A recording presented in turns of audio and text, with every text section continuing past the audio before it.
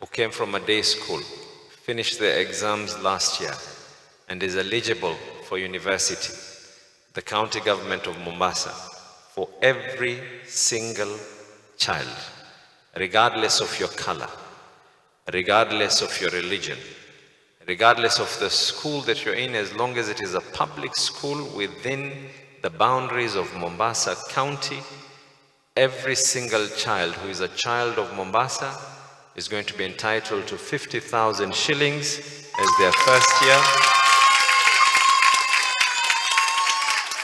As their first year. Na nikipiga hesabu hizi, nipeni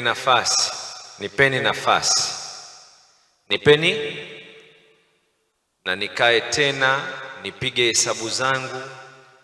If I was able to work out calculations, nikaweza kusomesha watoto kuanzia chekechea, nikapiga hesabu zangu, nikaweza kufanya hii, nikafanya under 5, nikafanya nini, nikapeleka assembly wakapitisha.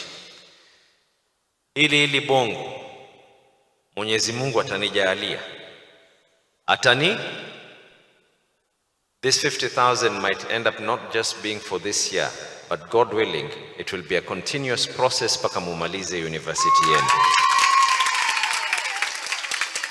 Mwenyezi Mungu atujalie mapenzi, masikizano. Mwenyezi Mungu atujalie tuwe viongozi ambao kwamba hikma yetu itakuwa ni ile ya kuweza kuwahudumikia watu. The area member of parliament has approached me na ameniambia it is important, na ameni-approach nikiwa pamoja na senator, ya kuwa ni muhimu we come up with a partnership between the NGCDF and the county government of Mombasa, tuangalie how we can be able to sort out on this feeding program.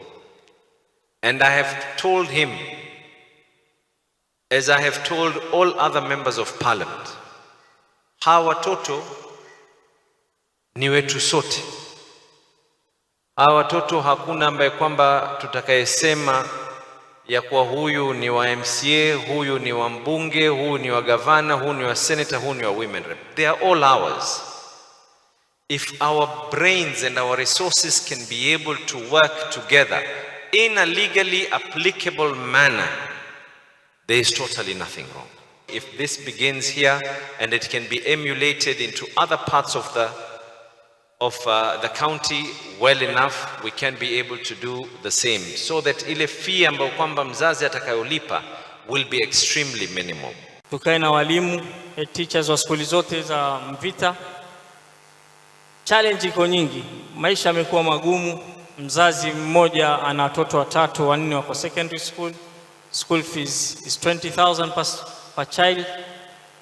Tutaangalia njia gani tu support wazazi. Percentage kubwa ni ya chakula.